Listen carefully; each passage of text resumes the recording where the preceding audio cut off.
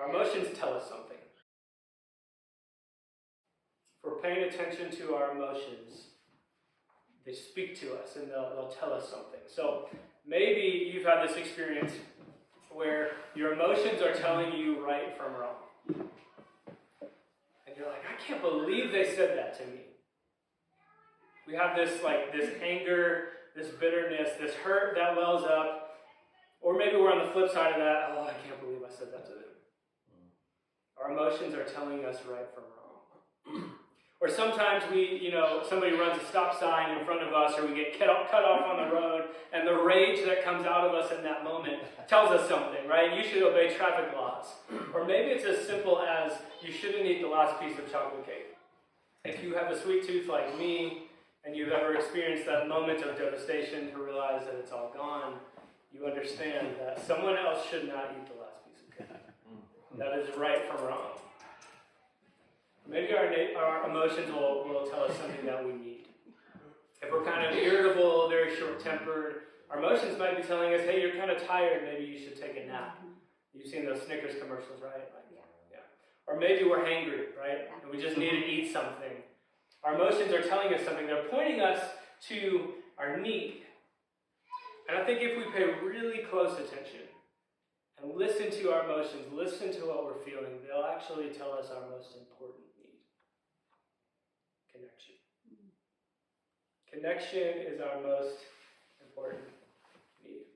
And you know how I know this? And you know this too. You might not be admitting it to yourself that you know this, but finish this sentence. Misery loves company. Misery loves company. We have this need for connection. We long to be known and understood and seen and cared for. Misery loves company, and it's really a strange idea that misery loves company. That in a lot of times in our lives, rather than someone coming in and comforting us or trying to cheer us up, we're actually more comforted and feel more validated by the fact that, somebody else feels this way. I'm not the only one who feels miserable. I'm not the only one with this sinking feeling in my soul. We feel more validated by that. So the strangest sight in today's message that we're going to see, and that we're going to focus in on, is how the misery of one king's slaves is met by the company of the King of Kings. The misery of one king's slaves is met by the company and the misery and the sinking feeling in the soul of the King of Kings. And this is how a perfect God fights for imperfect people. And so we'll be in Exodus chapter 3, verses 5 to 8 this morning. And I'll read it like I like to do, just so we can get the big picture of where we're going, hear kind of the whole story that we're going to talk about, and we'll focus in piece by piece. And if you weren't here last week, or if you totally forgot last week, don't worry, I'll catch you up real quick here, and it'll be easy to jump right in today. So here's where we are in Exodus 3, what's happened so far. Moses is tending a flock of sheep, his father-in-law's sheep, in the wilderness, and he sees this bush that's burning, but the bush isn't being consumed, and he goes, I gotta go see this is kind of weird. And then God shows up and he speaks to Moses through the bush. He says, Moses, Moses. And Moses says, here I am.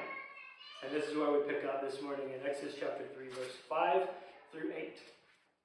Do not come any closer, God said.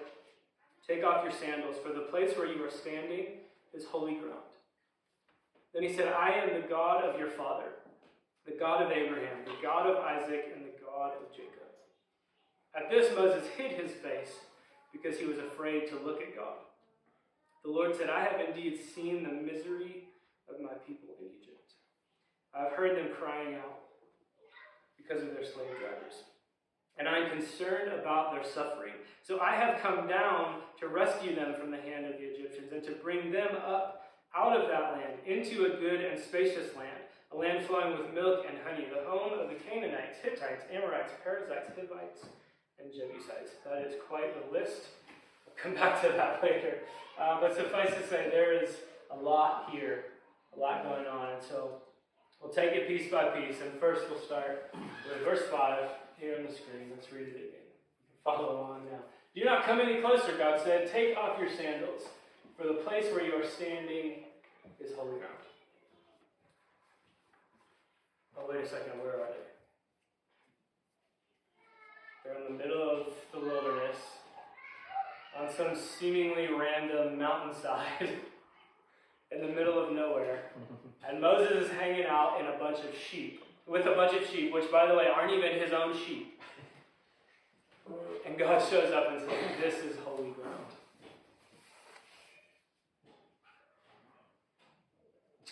Why is this place holy out in the middle of nowhere? Why does God say, take off your sandals? This place is holy ground. Out in the middle of nowhere, what I think maybe in modern English we would call some godforsaken mountainside. God says, no, this place is holy ground. Why is it holy? Well, it's holy because God says it is at this point. There's nothing else about it. God himself is holy, and he is the one who makes people or places holy. He's the one who declares people or places to be holy. And so God says this place is holy. And it's not holy on its own. People and places aren't holy on their own, of their own standing, of their own uniqueness. There's no special property about this place. There's no, especially beautiful feature of the geography. There's no, source of water or anything like that where God would say this is a special place. It's just that he shows up and he says this is holy. And it's not holy on its own. It's only holy in its relationship to God, who makes things and makes people and makes places holy. So this is holy ground where they're standing. Just some ordinary, desolate mountainside in the middle of nowhere. It's holy because of God's presence. Not anything else special about it. God is present wherever he chooses to be, and wherever God chooses to be is holy ground. And God says, wait, Moses, stop. Hold on right there. Don't come any closer. Don't take another step. This is holy ground. It's interesting that God says that. Because it was God in the first place who put the burning bush there and drew Moses in. God in the first place who called out to him and says, Moses, Moses. And Moses says, here I am. And God says, stop. Moses has no right to be in this holy place. But it was God who drew him there in the first place. So we have to ask ourselves a few questions about this. We have to ask ourselves, are places holy because we say they're holy? Or are places holy because God says they're holy? Wow. Do we get to decide which place is holy and which place is not? Or does God decide which place is holy and which is not? Are places holy because they are beautiful and ornately decorated? Or are they holy because God shows up and meets us? Our place is holy because we dress up our bodies and dress up our hair and probably dress up our language to go there. Or are they holy because wherever we are?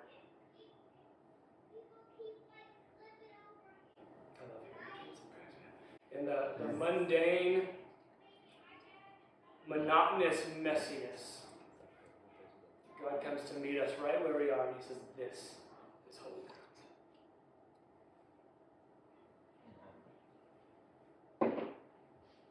And then God tells, this makes me laugh a little bit. God tells Moses, what's he say? Take off your sandals. Because this is holy ground.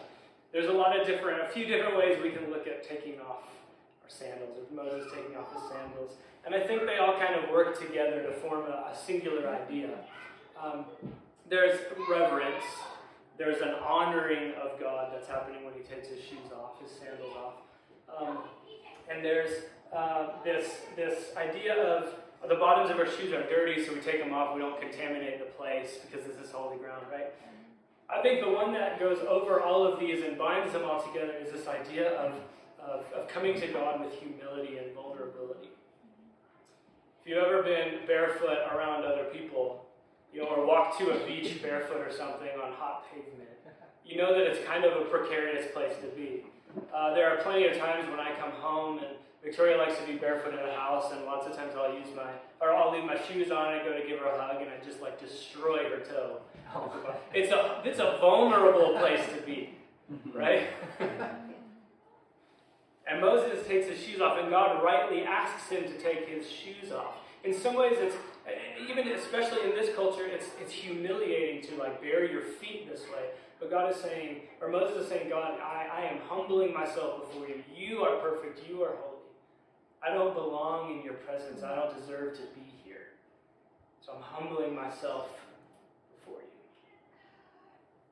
That's taking off our sandals. And I think what's more important for us today to realize and notice is what God doesn't ask Moses to do. He doesn't say, go take a shower. He doesn't say, go get dressed up, go clean up, at least go change your clothes, put on deodorant or something like that. Moses is out in the wilderness with a bunch of sheep. In the desert. He is dirty, smelly, sweaty, stinky, probably caked in mud. He's got sand in his underwear. And God just says, just take off your shoes. This is not about what Moses is or is not wearing. It's not about his appearance. It's not about how he can look the right way or look the part or anything like that. It's much more about the posture of his heart and what's going on inside here. Remember, he's coming before God humbly. It was about recognizing the holiness of the one that he is now standing before. It doesn't matter what you wear. It doesn't matter what you look like, how you clean yourself up. It doesn't matter if the house is a wreck. It doesn't matter if your relationship's in shambles or work is beating you down. That's not the point. The point is the posture of our heart. God says, just take off your shoes. Because I'm holy. And I'm meeting you here. I get to tell you what is holy and what is not. And I'm telling you that this very place, in your most monotonous day, in the place where you feel most inadequate, in the place where you feel most unworthy of my presence, this place is holy ground. Because I am holy and I am here with you.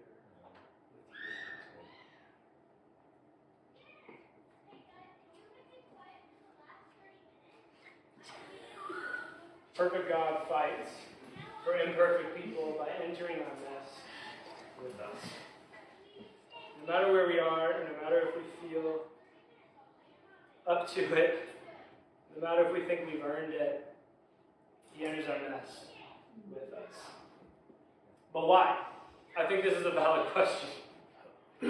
Why does God, sitting on his heavenly throne, come to places that are kind of messy, that are dirty? Why is he willing to get dirt under his fingernails? Why does he come into the mess and talk to Moses? Why does he come into our mess and spend time with us and say, this is a holy place? I think there are... He goes where he's needed. That's right. That's where he needs. I think there are a lot of reasons. I think we're going to see two this morning in the next couple of verses. We'll see one per verse. But these are not the only reasons. We'll see two today. So here's verse 6. Then he said, I am the God of your father, the God of Abraham, the God of Isaac, and the God of Jacob. At this, Moses hid his face because he was afraid to look at God. Okay, we have kind of this list of names, and then Moses gets scared. How does this tell us why God comes into the mess with us? We need a little bit of history today. So, Moses is an Israelite, and Jacob is a guy. Short version of the story now, God renames Jacob to Israel. So Jacob, Israel, same person. So this, we're now in Exodus chapter 3. Exodus is the second book of the Bible. The very first book of the Bible is Genesis. In Genesis chapter 12, God is having a conversation with this guy, Abraham. And he makes him some promises. And what we need to know of those promises today is this. God says, Abraham, I'm going to bless you to be a blessing, and all of the people of the world will be blessed through you, through your offspring, through your descendants. And so here we have kind of a short list of his descendants. Abraham's son was Isaac. The promise came through him to his son Jacob. And now Moses is an Israelite, descended from Jacob. So there's a promise here. And the promise is now threatened. Because God made this promise to Abraham, I'm going to bless all people of the world through you. But now Abraham's people, Abraham's descendants, The children that the promise is supposed to pass through are slaves in Egypt. What happens if the Egyptians continue to abuse and oppress the Israelites? What happens if they get mad and on the whim of Pharaoh wipe them out? This promise is now threatened. So God enters into the mess, and he comes in because he's faithful to his promises. He remembers every promise that he makes. And he enters into the mess to rescue his people. And then Moses is fearful. He hides his face and he's afraid to look at God. If you were here last week, you might remember kind of this moment we talked about at the end of verse 4, where God calls Moses, Moses. Moses says, "Here I am." And there's kind of this nonverbal exchange in this moment of, God, I'm looking at you, and I know you're looking at me, and you know. You see me, you know everything. And you know, and there's kind of this comfort in that. Well, I think in God's kind of second introduction here, Moses is coming to grips with the full reality of the situation. That he is now standing in the presence of the Holy God. And he's probably remembering the things that, last week we talked about. God is seeing these things about Moses. You know how I got here. Moses is like, I killed that guy in Egypt. And Pharaoh wanted me dead, so I ran away, and that's how I ended up here in the middle of the wilderness. God knows that. He knew right where to find me. He knew my address. And now here he is. He clearly remembers all that stuff. And so Moses is in this moment, I think, of getting ready for God to pronounce justice and judgment and punish him. But God's response is really surprising in Moses' moment of fear. Here's what he says. Here's verse 7. The Lord said, completely glosses over everything Moses is fearful of. I have indeed seen the misery of my people in Egypt. I have heard them crying out because of their slave drivers, and I am concerned about their suffering. God enters in because he sees and hears. He's concerned for his people, and he's grieved. It's really that simple. So, a perfect God fights for imperfect people by entering our mess with us. We've already said that, because he cares for us. God enters into the mess. He sees the misery, and he hears the cries, and his heart is moved. His heart breaks over it, and he's concerned about the suffering. He cares about the suffering. So God comes to us because he cares for us. He comes to us because he cares for us. And he doesn't stop there. He doesn't just say, I'm with you in this moment, which would be something in itself. But he goes another step and he does something about it. In verse 8, he says, so I have come down to rescue them from the hand of the Egyptians and to bring them up. He comes down to bring them up out of that land into a good and spacious land, a land flowing with milk and honey, the home of the Canaanites, Hittites, Amorites, Perizzites, Hivites, and Jebusites, and mosquito bites, and meteorites.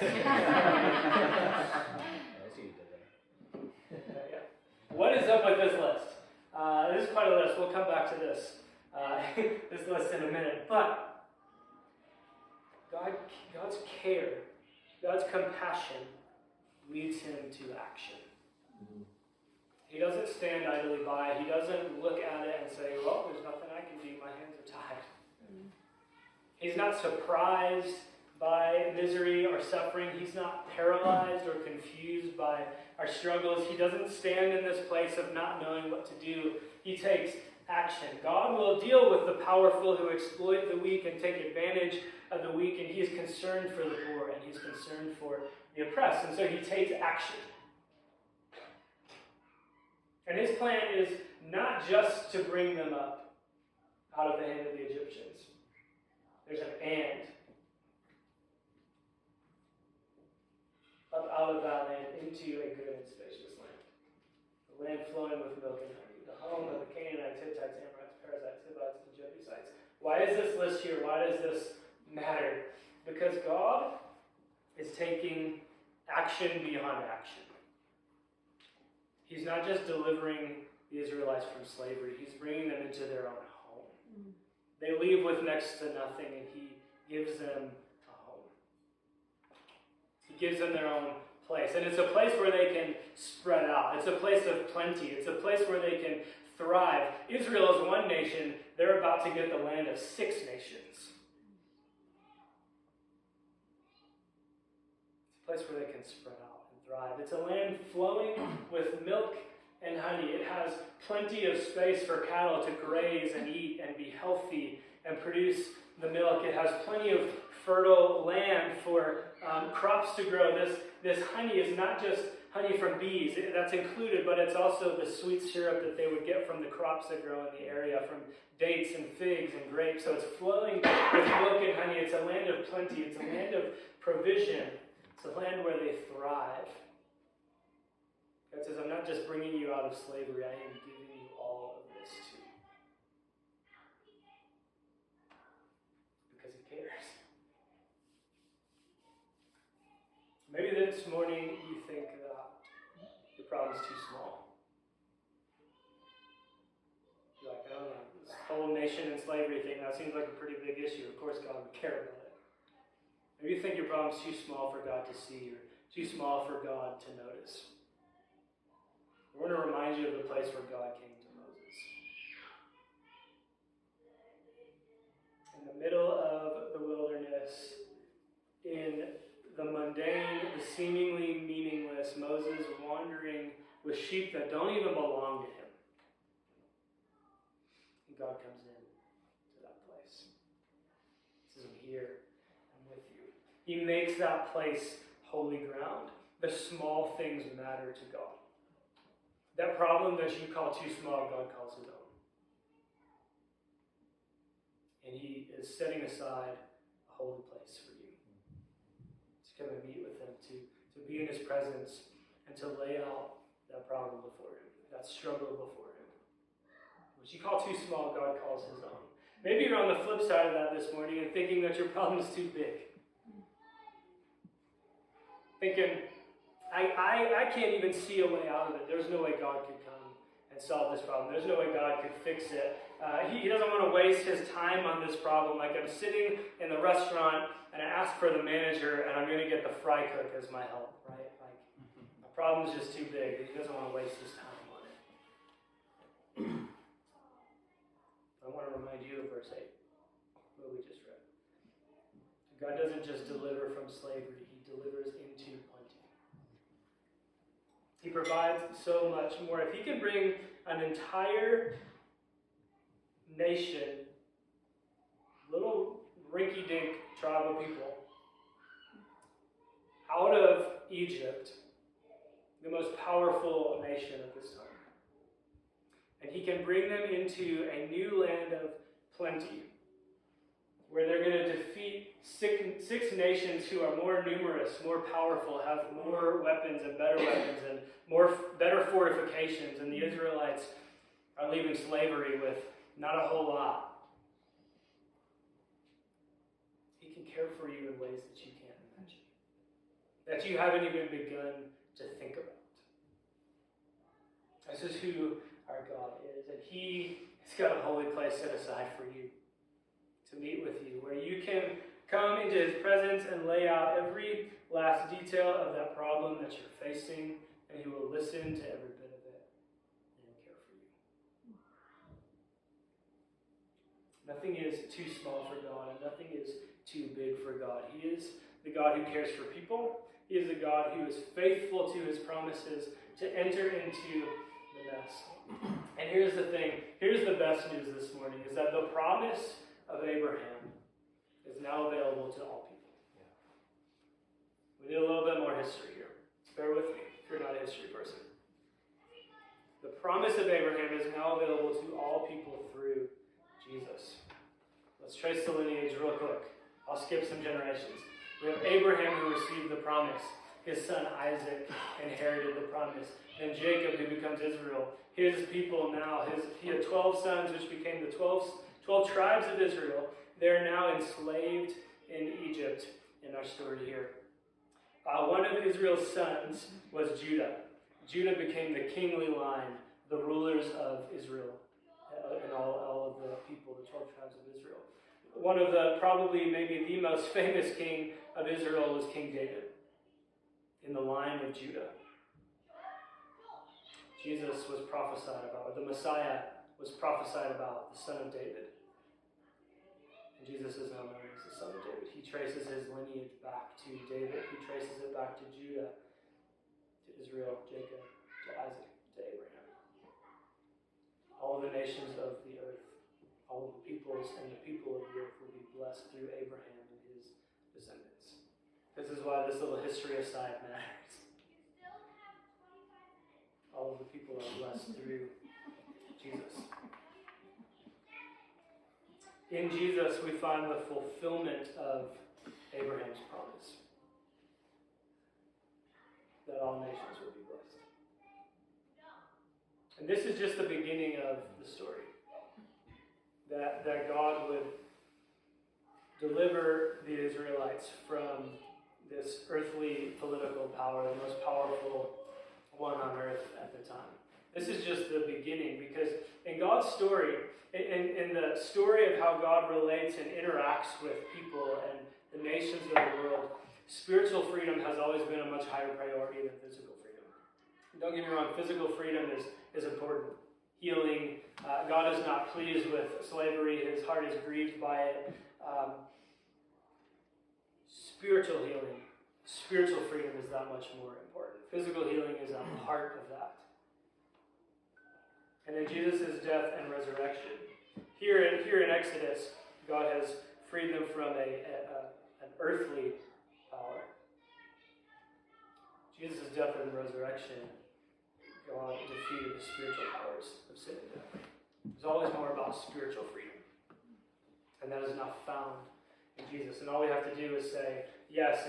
And Jesus sets people free from death to life, from sin to righteousness forever. Truly free forever. That's how a perfect God fights for imperfect people, by entering our mess with us because he cares for us. And so God invites every one of us, no matter where we are physically, no matter where we are spiritually, what we're thinking, what we believe, if we've got a problem or feeling pretty good, he invites every one of us to take off our shoes. A little recap from last week. Again, I know it's a weird time because we're almost done, but last week we talked about being ready and being open to being distracted away from the things, drawn away from the things that we think are most important, that we think we want the most, so that we can be drawn into the presence of God and drawn into his calling for us, and the way that he calls Moses into his presence. And the next step of that is to take off our shoes, which is an expectation that God will show up. It's an expectation that we will encounter God, and he will come and meet us, a holy and perfect God, right where we are, even in the ordinary, even in the everyday. Taking off our shoes, the posture of taking off our shoes is an expectation that God is going to show up wherever we are. We expect an encounter with him. We believe that he cares for us. We trust in his faithfulness. We know that a perfect God fights for imperfect people by coming to be with us because he cares for us. And when we take off our shoes, we remember this. We remember God is holy.